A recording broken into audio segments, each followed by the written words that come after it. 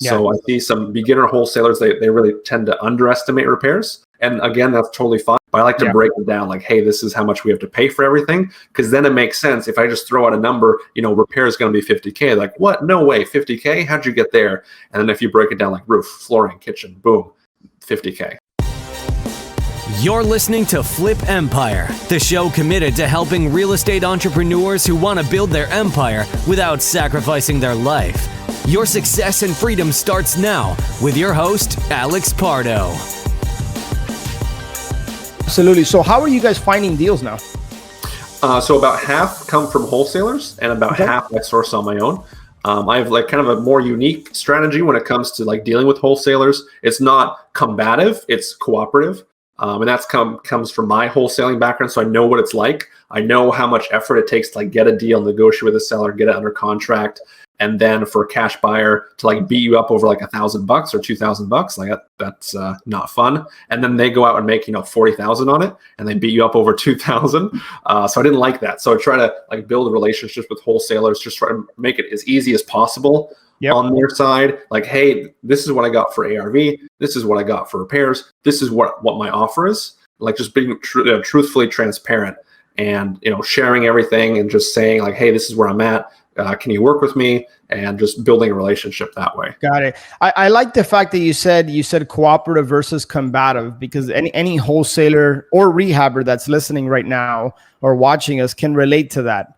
How it doesn't have to be you on the other side of the table and us negotiating. We could be side by side trying to, basically what we're doing is partnering together to get the deal closed. Is the way I look at it. So what basically is your process then with wholesalers to build relationships and then just be like uber transparent with them about, hey, here are my numbers, and kind of explaining to them why you're making a certain offer or where you would need to be? No, that's spot on. Just going above and beyond, where sometimes a wholesaler sends me a deal. He doesn't even have it under contract yet. He's like he or she is still negotiating it. And they're asking me like, hey, where do you need to be on this property for it to be a deal? So you want to be like their number one, like their trusted source, like you're actually helping them and like adding value. So it's not just,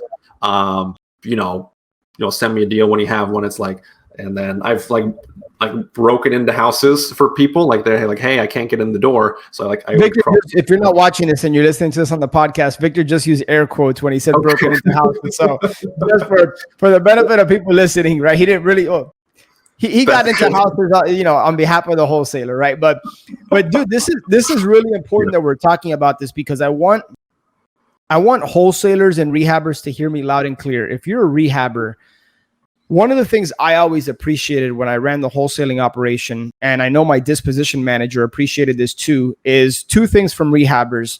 We never wanted to work with rehabbers or fix and flip investors that were so concerned about counting our profits.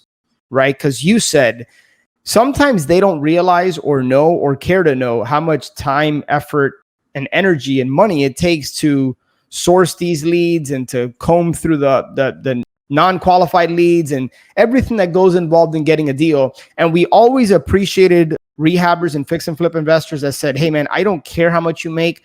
I know you guys work your tails off for this. I just want a good deal. And this is what a good deal looks like to me. That's the first thing we appreciated. We almost shot those people to the top of the list.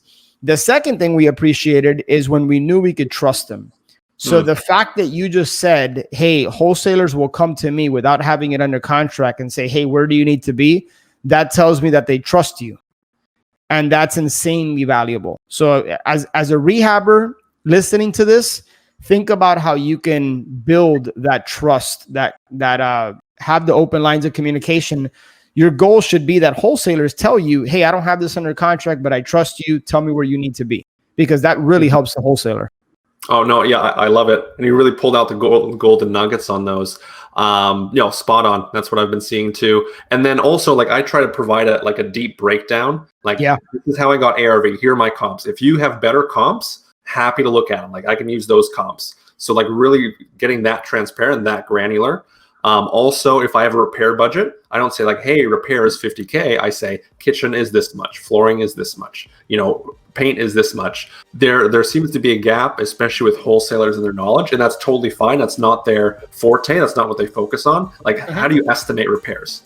Yeah. So I see some beginner wholesalers, they really tend to underestimate repairs. And again, that's totally fine.